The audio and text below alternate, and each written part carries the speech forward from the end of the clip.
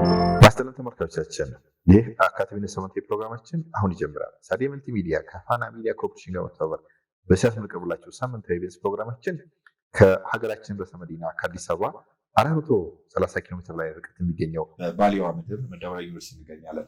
የመደወላ ዩኒቨርሲቲ ፕሬዚዳንት ክቡር ዶክተር ብርሃነ መስቀል ጠና ለዚህ ቃለ መጠይቅ ፈቃደኛ ስለሆኑ በሰፊ ፋና ሚዲያ ኮርፖሬሽን ስም እጅግ ከበመስገን ያቀርባለሁ።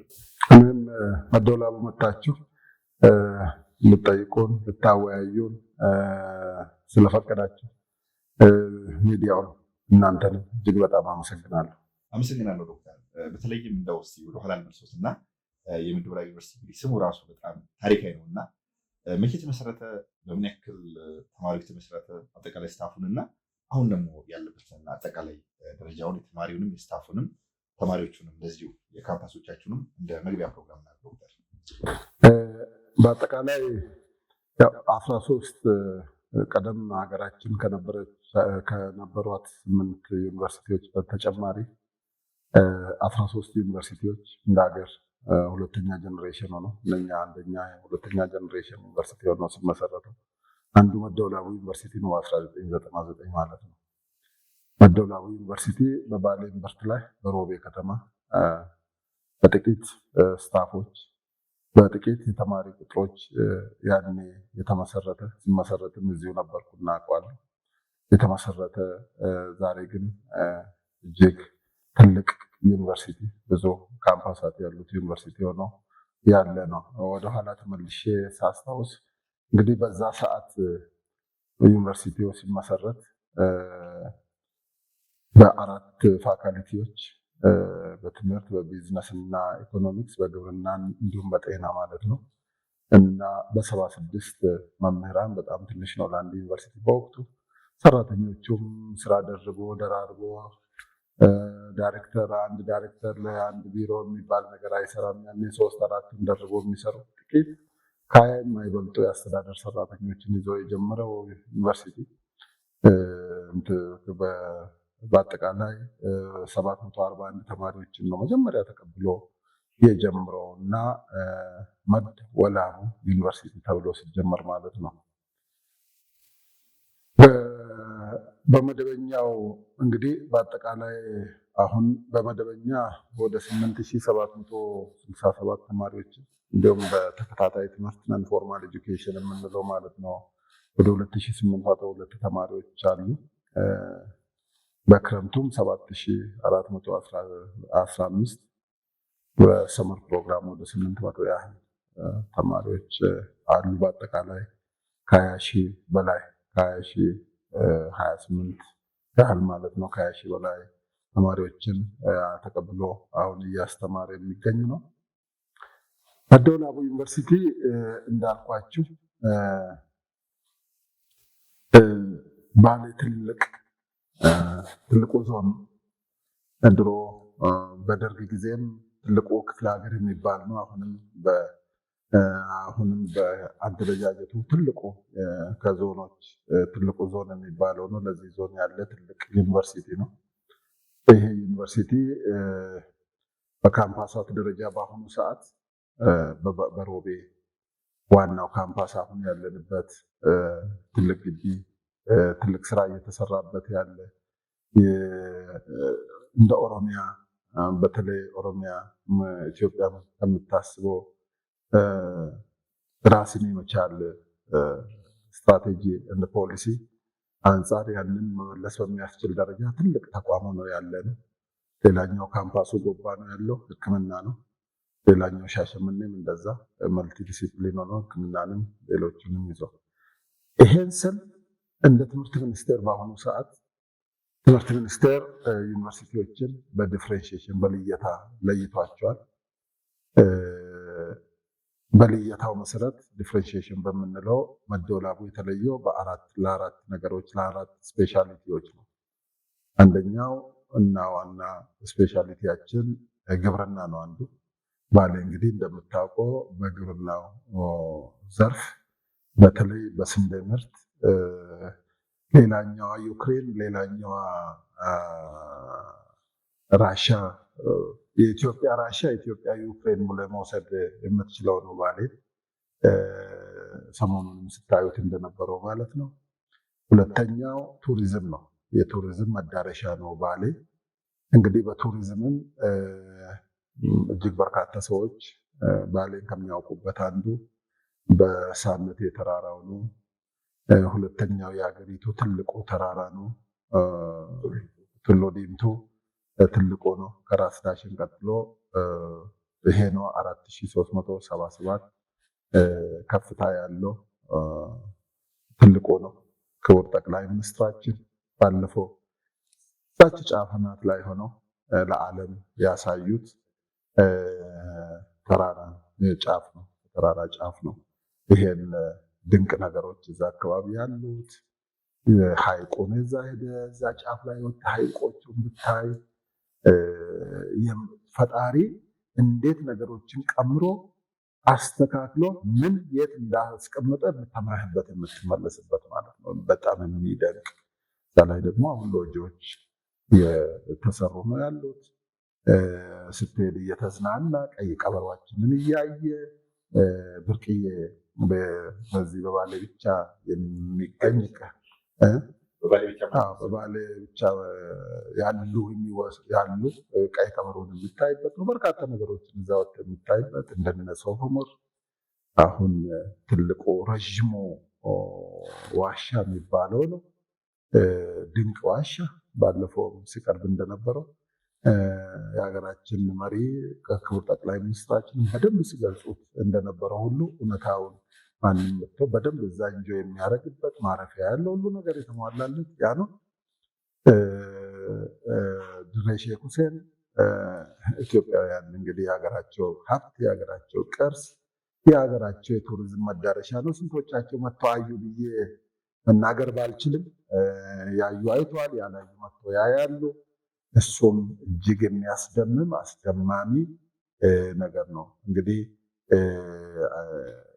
አጋዘኑ ምኑ ብርቅዬ እንስሳት በባሌ ምክንያቱም ባሌ በተራራዎቹ በባሌ ደንም የሚታወቅበት ነው እና ከዚህ አንጻር የቱሪስት መዳረሻ ያልነው።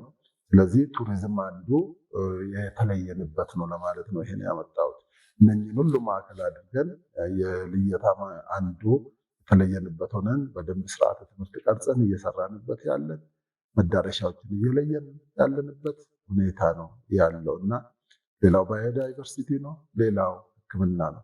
ባሌ ትልቅ ነው ስንል በዛው በመሬቱ ስፋት ልክ የሰው ቁጥሩም እንደዛው ከፍተኛ ነው። ጤናው መጠበቅ ያለበት ተደራሽ ሕክምና ስርዓት ሊኖረው የሚገባ ህብረተሰቡ ጤናውን ከመጠበቅ አንጻር በዚህ አካባቢ አንዱ ልየታ መሆኑ አግባብነት ያለው በእነኛ 4 ነገሮች ነው እየተለየው ለማለት ፈልጌ ነው። እንግዲህ እነኚህ ናቸው በአጠቃላይ ዩኒቨርሲቲ አሁን እጅግ ትልቅ ነው። ብዙ ስራዎችን ከማስተማር ባሻገር 3 ተልዕኮ እንዳለን ይታወቃል። መማር ማስተማር ነው። በመማር ማስተማሩ ላይ ብቁ የሆኑ ምሩቃንን ማውጣት፣ በክፍል ውስጥ የታሸጉ መጨረሻ ላይ ዲግሪ የሚሰጣቸው ሳይሆኑ ቲዎሪን ከተግባር ጋር ያዋሃደ ያስማማ የትምህርት ስርዓት መዘርጋትን መሰረት አድርገን ይህን ነው። እኔም ከመጣው በኋላ ፍኖተ ካርታ ለዚህ ምን አለን፣ የት ነው ያለነው፣ ወዴት ነው እንድንሄድ የምንፈልገው፣ መዳረሻውን ያላወቀ መሄጃውን አቅምና መነሻውን ያላወቀ መዳረሻውን አቅም፣ መዳረሻውን ያላወቀ ደግሞ መሄጃውን አቅም። ስለዚህ ከዚህ አንጻር መዳረሻችንን አስቀምጠን ፍኖተ ካርታ እየነደፍን ነው ያለነው። የት እንደምንደርስ በደንብ ዲፋይን አድርገን ተልኳችንን፣ ሞቷችንን፣ ራዕያችንን በደንብ ፕሮፐርሊ ዲፋይን አድርገን ከዚህ በፊት ያለው አለ እኛ ደግሞ በደረስንበት ቫልዩ አድ አድርገን አሻሽለን የተሻለ ተቋም ለመገንባት ለሀገር የሚጠቅም ህዝባችን የሚጠቀምበትን ተቋም ለመገንባት አበክረን እየሰራን ያለንበት ሁኔታ ነው ያለው እና ከዚህ አንጻር መማር ማስተማሩ አንዱ ስራችን እንደሆነ ይታወቃል። ሌላኛው ምርምር ነው። ሌላኛው ማህበረሰብ አገልግሎት ነው። ብዙ ጊዜ ምርምሮቻችን ሀገራችንን የማይለውጡ ከሆነ የህዝብ ሀብት ማባከኛ ቦታ ይሆናሉ። ከዛ ውጭ ግን ምርምሮቻችን መሬት ላይ የሚወርዱ፣ ሰሞኑን እንዳያችሁት መሬት ላይ የሚወርዱ ህብረተሰቡ ጋር የሚወርዱ የህብረተሰቡን ችግር አንድ ባንድ እየቀረፉ የሚሄዱ መሆን አለባቸው። ምሁራን በጣም ኮሚትመንት ያላቸው፣ ቁርጠኝነት ያላቸው፣ ተነሳሽነት ያላቸው ምሁራን አሉ። እኔ በጣም ተለይቶ ብኛል። ምሁራኑ በጣም ህዝባዊ ቁርጠኝነት፣ ለስራ ተነሳሽነት ያላቸው የሆነ ስለ ጥቅም ስለምናምን እያወሩ ቀንን አስመሽቶ ንጋትን አስነግቶ የሚሄዱ ሳይሆኑ እያንዳንዱ ቀን ለውጤታማነት የሚሰሩ ብዙ አሉ። ያ ስል ሁሉም ማለት አይደለም። አብዛኛዎቹም በዚህ አይነት ቁርጠኝነት ያላቸው ናቸው። ሀገሬ እነኝህን ይዛ የማትሻገርበት ምክንያት የለም የምልበት ደጋግሜ ከዚህ አንጻር ነው እና ምርምር ነው። ምርምሮቻችን ግብርናውም ከሆነ ማሳ ላይ ነው፣ ቱሪዝሙም ከሆነ ቱሪዝም ዲስቲኔሽኖቻችን፣ ሆስፒታሊቲዎቻችን እዛ አካባቢ ላይ ነው የሚሆነው። ያልሆነም ካለ የምናደርገው ማለት ነው። ቀጣይ ትኩረት አድርገን በሮድ ማፕ ውስጥ ማስቀምጠን አመላክተን ሁሉንም የታጠቀ ወታደር የልማት ወታደር ልናደርግ የምንችለው ተማሪውንም የነገ ሀገር ተረካቢ የምናደርገው በተግባር ትምህርት የታነጸ ሲሆን ነው እንጂ ቲዎሪ ማነብነብ ዩቱብን ያነበንባል። እሱ ችግር የለውም። እዛ ላይ አንዱን ፈረንጅ ብንከፍትም ብዙ ልናገረን ይችላል። ልክ እንደ ፈረንጁ አንዱ መምህር ብናስገባም ብዙ ሊናገረን ይችላል። ልዩነቱ የኔ መምህር ያንን ይዞ ወደ መሬት ይወርዳል፣ ያኛው ፈረንጅ ዩቱብ ላይ ያለው እሱ ሀሳብ ሆኖ ነው የሚቀረው እና ከዛ አንጻር ነው የምንሰራው ለማለት ፈልጌ ነው። እና ማህበረሰብ አገልግሎታችንም ማህበረሰቡ ራሱ እየተናገረ ያለበት ነው። ዋናው ዓላማችን ዩኒቨርሲቲውን ከማህበረሰቡ ጋር ማቆራኘት ትልቁ ስራ አድርገን በቀጣይ የምንሰራበት ስራ ነው። እየተሰራበት ያለ ነገር ነው። ሲደመር ሲቀነስ የህብረተሰቡን ችግር ፈቺ ተቋም እንዲሆን የምናስመርቃቸው ልጆች ሄዶ የህብረተሰቡን ፔን የሚቀርፉ እንዲሆኑ፣ የምናስመርቃቸው ልጆች ሄዶ አልቃሽ አስለቃሽ እንዳይሆኑ፣ ሄዶ ዝም ብሎ የሆነ አካል የሆነ ቦታ ላይ ሆኖ የሚወረውርብንን እንደ ወፍሬ ነቅሞ እሱን የሚያነበንቡ እንዳይሆኑና ነገር ግን የዚችን ሀገር አንድ ችግር ከዚህ ተመርቆ ዲግሪ ይዘው ሲሄዱ የዚችን ሀገር ብዙ ችግር አለ፣ አንድ ችግር ብቻ እንዲፈቱ። ምክንያቱም ከመደወላቡ የሚመረቁ እያንዳንዳቸው አንዳንድ ችግር ብቻ ቢፈቱ 2000 ሰው ብናስመርቅ 2000 ችግር ይፈታሉ። የሌሎች ቀሪዎቹ 46 ዩኒቨርሲቲዎቻችንና ሌሎች ተጨማሪ የሌሎች ሴክተር አንድ ላይ ወደ 51 52 ስላሉ እነኚህ ሁሉ ደግሞ እያንዳንዱ አንዳንድ ችግር ብቻ ቢፈታ በአጠቃላይ ምን ያህል ችግር ሊፈታ ይችላል የሚለውን ነገር መውሰድ ስለሚቻል ልጆቻችንን እየቀረጽን ያለነው በዛ አግባብ ስለሆነ ሄዶ ችግር ፈቺ ችግር አውሪ ሳይሆኑ ችግር አባባሽ ሳይሆኑ ችግር ፈቺ ትውልድ፣ በምክንያት የሚያምን ትውልድ፣ ሚዛናዊ ትውልድ፣ ነገሮችን አገናዝቦ አገላብጦ የሚያይ ትውልድ እንዲሆን ማበከርን የምንሰራው እኔን የሚሆን አንተን የሚሆን ከኔና ከአንተ ግን የተሻለ ነው። ምክንያቱም እኔ የተረከብኩት ሀገር እሱ ከሚረከበው ሀገር ይለያል። እኔ የተረከብኩት ሀገር ሶሻል ሚዲያ ያልጠረነፈው ሀገር ነው። እኔ የተረከብኩት ሀገር እኔ ትንሽ ተናግሬ ብዙ አርጎ ሰው የሚሰማኝ እውቀት ከኔ ብቻ የሆነበት ጊዜ ነበር። እነሱ የሚረከቡት ግን እውቀት በሞባይል ላይ የፈሰሰበት እውቀት መሬት ላይ ያለበት የአርቲፊሻል ኢንተሊጀንስ ዘመን ነገሮች ሮቦቲክ የሆኑበት ፈጥኖ ሊደርስበት የሚገባ ሌላ አሳይመንት ከተመረቀ በኋላ የሚጠብቀውና በየቀኑ ተገለባባጭ ተቀያያሪ ዓለም ነው የሚረከቡት። ስለዚህ ከኔ የባሰ ውስብስብ ነገር ነው የሚረከቡት ማለት ነው። ከዚህ ጋር በፍጥነት ኮፓፕ የሚያደርጉ በፍጥነት ራሳቸውን የሚያደርሱ ምሩቃን ሆነው የሚሄዱበት የተቀምጦ ነገ ከግብርና መርቀናቸው ስናወጣቸው ሂዶ አርሶ አደራችንን ደግፉ ስንላቸው በነበረው ትሬንድ ትራዲሽን ብቻ የማይደግፉ ስንዴን ብናነሳ እነ ዩክሬን በምን ቴክኖሎጂ ነው ምርትና ምርታማነታቸውን የቀየሩት ብሎ ቶሎ ጎግል አድርጎ ፈልጎ አግኝቶ እሱ አርሶ አደር ነገ ይዞ የሚሄዱ ራሽያ እንዲሆነ ስንዴ እነሱ ናቸው የሚጠቀሱት ብዬ ነው። እነሱ በጣም ምርትና ምርታማቸውን ለዓለም እያበረከቱ እኛስ መቼ ብሎ የሚቆጩ ከዛ አንጻር ደግሞ የእነሱን ቴክኖሎጂ የሚኮርጁ የሚያመጡ አዶፕት የሚያደርጉ ልጆች እንዲሆኑ እና በሆነ ጊዜ የሆነ እውቀት አግኝተው በሱ ማይዘናጉ በወሰዱት ዲግሪ ካልሰሩበት ወረቀት ስለሆነ በወሰዱት ዲግሪ ጀርባ የማይደበቁ ከዲግሪ ፊት ለፊት ወጥተው የበለጠ የሚማሩ የበለጠ ለማወቅ የሚጓጉ ለበለጠ ትልቅነት የሚሰሩ የሚተጉ እንዲሆኑ አድርገን ለመቅረጽ ነው የምንሰራው። ሮድማፕ ስንልም ይህን እንዲመልስ ነው እየቀረጽን ያለ ነው። ምሁራኖቻችንንም ተማሪዎቻችንን በየቀኑ ካልቲቬት ማድረግ እንደሚጠበቅብን ለምን እንደ ፕሬዝዳንት እንደሚጠበቅብኝ ያውቃሉ። በዚህ አይነት አድርገን ህዝብ የሚመካበት ህዝብ የሚኮራበት መደወላቡ የኔ የምለው ተቋም እንዲሆንና መንግስትም ህዝብም አይኑን እዚህ ላይ አድርጎ የሚደገፍ የሚኮተኮት ለትልቅ የሚታጭ ዩኒቨርሲቲ እንዲሆን እየሰራን ያለ ነው።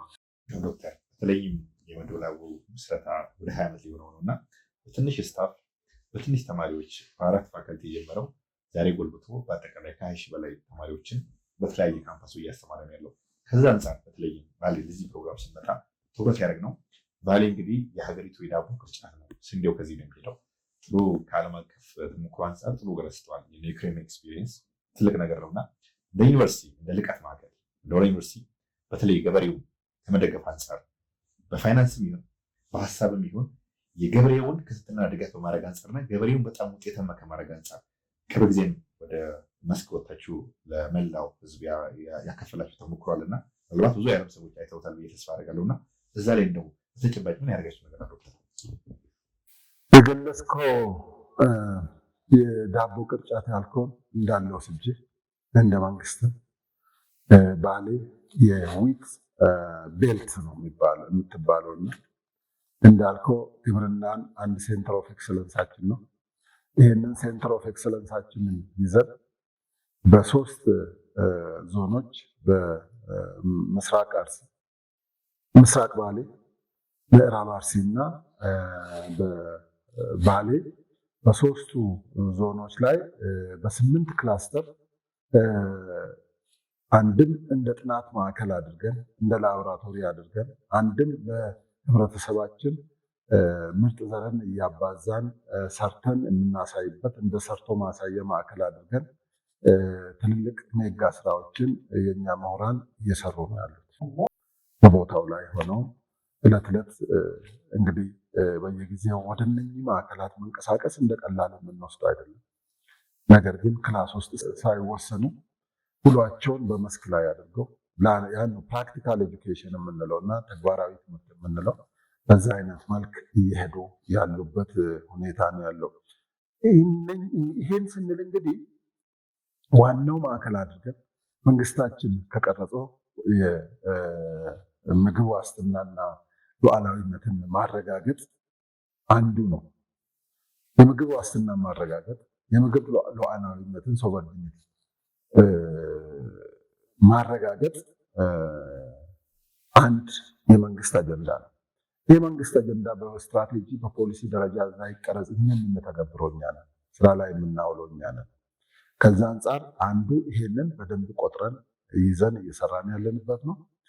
ሁለተኛው ተተኪ ምርት ማምረት እዛ በተለይ ከውጭ ሀገር በዶላር በሌለን ሀብት በሌለን ዶላር ያውም የተቀቀለ ስንዴ ያውም መጥቶ ሁሌኛን ጥገኛ የሚያስደርገን ስንዴ ለሌላ ነገር ልናውል የሚገባውን ዶላር ለመድኃኒት ልናውል፣ መድኃኒቱንም ወደፊት በጊዜ ሂደት እሱንም እያጠናን ነው። ትራዲሽናል ሜዲሲኖችን እያጠናን ነው። እሱንም ነገ ቀስ እያል ከዓለም ጥገኝነት ከምዕራባውያን ጥገኝነት ወጥተን ራሳችንን ልንችል በምንችልበት ተተኪ ምርት የማምረት ስራ መደወላቡ በዚህ ላይም ከፍተኛ ጥናት እያካሄደ ነው። ወጥተ ማሳዎች ላይ እየተጠኑ ያሉትን 3-4 ዓመት የፈጁ ጥናቶችን በአካል ሚዲያውም እናንተም ሰሞኑንም ስታዩት የነበረ ነው። ከዛ አንጻር ብዙ ስራዎች እየተሰሩ ነው። ነገ ደግሞ ከቻልን ደግሞ ኤክስፖርቱን እናግዛለን ማለት ነው። ኤክስፖርቱን ለውጭ ምንዛሬ የሚሆነውን ነገር እናግዛለን። ብዙ ጊዜ አንዳንድ ሰዎች ምንድነው ይሄ መንግስት ስንዴን እኛ ሳንጠግብ ስንዴን ኤክስፖርት ብሎ የሚያወራው ይላሉ። መንግስትን ስንዴ ኤክስፖርት መደረግ አለበት። ያንን ነገር ኤክስፖርት ካላደረግ ከረንሲ አናገኝም፣ ዶላር አናገኝም። ዶላር ካላገኘን መድኃኒት አናመጣም፣ ነዳጅ አናመጣም፣ ማዳበሪያ አናመጣም። እስክንደርስበት ድረስ የራሳችንን ፋብሪካ ፈጥረን አሁን ሶማሊያ ላይ እዛ ክልል ላይ ጎዴ ላይ እየተሰሩ እንዳሉት ደርሰን ያንን እስክናረጋግጥ ድረስ የግድ ዛሬን አልፈን ለነገ መሻገር ስላለብን ዛሬ ላይ እናቶቻችን፣ ወላዶቻችን፣ እኔ እናንተም ሁላችንም መድኃኒት ያስፈልገናል፣ ነዳጅ ያስፈልጋል። እኚህ ሁሉ ከሌሉ ደግሞ እንቅስቃሴ ይገደባል። ጤንነት ህይወትም የለም፣ ጤንነትም ይናጋል። ከዚህ አንጻር እንዲያደርገን ወዳደገ ደረጃ ወዳደገ አስተሳሰብ በዚህ ሂደት ውስጥ ለጊዜው የሚጎዳ ሊኖር ይችላል። አንዳንድ ጊዜ ነገ የተሻለ እንዲሆንልህ ካሰብክ ዛሬ ሁሉንም ወደ ሆድ ማስገባት ትተህ መቋጠር አለብህ፣ ሴቭ ማድረግ አለብህ አይደለ? ለምሳሌ ቤት መስራት ብትፈልግ ከኑሮ ቀንሰህ ሴቭ ማድረግ አለብህ። ሀገር መገንባት ስትፈልግ ከኑሮ ከህብረተሰቡ ኑሮ ትንሽ ቆጠብ እንዲያደርግ አድርገህ ሀገር መገንባት አለብህና የነገዋን ትልቋን ሀገር እያሰብን ከዛ አንጻር እንሄዳለን የምል ነው። ተመልካቾች በሰዓት ገደብ ምክንያት የሀሳቤን ሳልጨርስ የዚህም ቃለ መጠይቅ አንደኛ ክፍል በዚህ ቋጫለሁ። ሳምንት ሁለተኛውን ክፍል እየቀርባል።